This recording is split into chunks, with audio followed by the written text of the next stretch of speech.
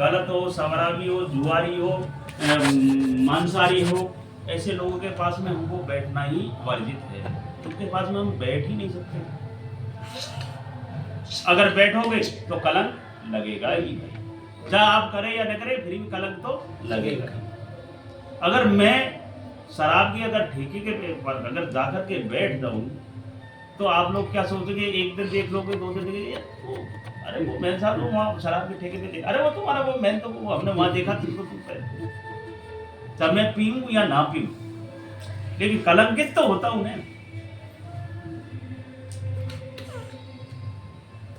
इसलिए हमको ये बैठक ऐसी ठीक होनी चाहिए जहां हमको हमारी संगत अच्छी होनी चाहिए, अच्छे विद्वान की होनी चाहिए, अच्छे महापुरुष की होनी चाहिए, ताकि हमें उनसे कुछ लाभ मिले। अच्छे संगत साधु की 8 पैर उपाध और ओछी संगत पूर्व की साधु की जे संगत की। ठीक है, सुन रहे हो ना भैया, आप भी सुन लो, ये आपके जीवन में सबके लिए, ये आपके हमारे सारे सबके जीवन की बात है। अब इस तरीके से अगर आप ये पहले स्टार्ट करोगे, इन दिनचर्या को संभालोगे तो अपने आप को ठीक करना। तभी आप कहते हैं कि अपने आप को संभाल लो, बस हो गया भजन। आदत बुरी सुधार लो, बस हो गया भजन। भाई अपने आप को ठीक करने के लिए तो हमको ये मनुष्य शरीर मिला है। अगर हमको परमात्मा वो सदगुरु अगर गधा घोड़ा बनाता या पशु पक्षी बना देता तो आज हम इस तरीके से बैठ सकते थे क्या? हम परमात्मा का नाम सुमरन भजन कर सकते हैं क्या? क्या पूजा अर्चना हम की कर सकते हैं क्या? नहीं कर सकते। इसलिए इसका मनुष्य जीवन का बहुत महत्व है।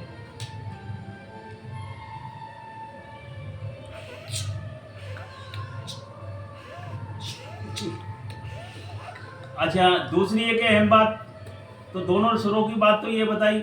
अब जब सुखमना नाड़ी जब चलती है, दोनों अगर बराबर में जब चलती है तो इसमें परमात्मा का भजन और सुमरन ही कार्य करना चाहिए। इसमें उस परमात्मा का जो भजन का नाम, सुमरन का नाम और चिंतन और मनन वो करना चाहिए वहीं बैठे बैठे। अगर इस अवस्था में अगर हम हमारे प्लेटफार्म से अगर आउट हो जाएंगे तो उसमें फिर हमको नुकसान हानि होगी। ये प्रसन्नता साहब, अगर सुषमा नाड़ी चल रही है तब कौन सा पैर रखे, तब दोनों बराबर चलते हैं, तो उसमें हमको हानि होगी। कोई रखने की यथा स्थिति बैठना ही चाहिए, क्योंकि वो ज्यादा समय पर नहीं टिक पाती है। मेरे साथ हुआ था, इसलिए फिर मैंने तो करवट ले उसको तुरंत बदला और 30 मिनट 30 सेकंड। अब फिर हम क्या कहते हैं जब भी हम खड़े होते हैं, आज हमने किसका मुंह देखा है और किसका देखा है। आज हमको धोबी मिल गया, आज हमको भंगी मिल गया, आज हमको तेली मिल गया। अरे उसको मिलने से क्या फर्क पड़ा है? खुद को नहीं बदले तो पहले समझना है।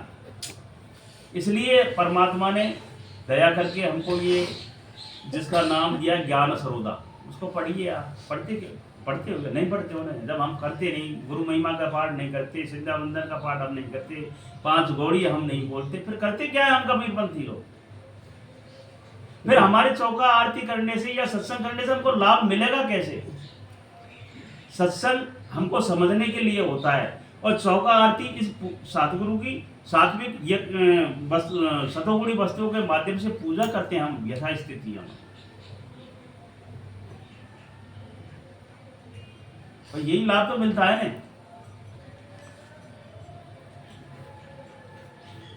तो हमको इस तरीके से ये करनी चाहिए प्रत्येक कबीरपंथियों करो। उसके बाद में फिर नाम सुमरण करो। भाई कुछ भी करो, कोई भजन सीखना चाहते हैं या उनकी रिपीट करनी है तो वो उनको करो। भाई ऐसे हमको ये करना चाहिए। अब ये हम जब लेट सोएंगे और लेट जब देखेंगे फिर ताबड़तोड़ खड़े होंगे, तो जब ये हैबिट में आ जाएगा, हमारे जब संस्कार में आ जाएगा, अपने सुरती में जब ये चीज़ें सारी रमा जाएंगी तो ऑटोमेटिक हमारे काम होने लग जाएंगे। समझ में बेटा? भाई जैसे किसी चीज़ को हमको लत है, अब उस लत को हम याद भी नहीं करेंगे ने तो अभी हमारे संस्कार में, हमारी सुरती में वो आएगी ही। बिल्कुल आएगी, परफेक्ट है ये बात।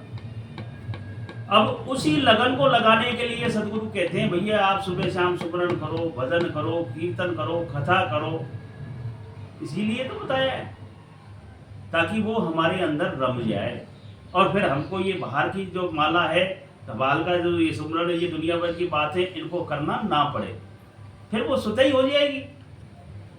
लेकिन इस तरीके से नहीं होगी, हमको अपने आप को बदलना पड़ेगा, अमल करना पड़ेगा, ये बात है। हाँ जी भाई साहब, अब नहीं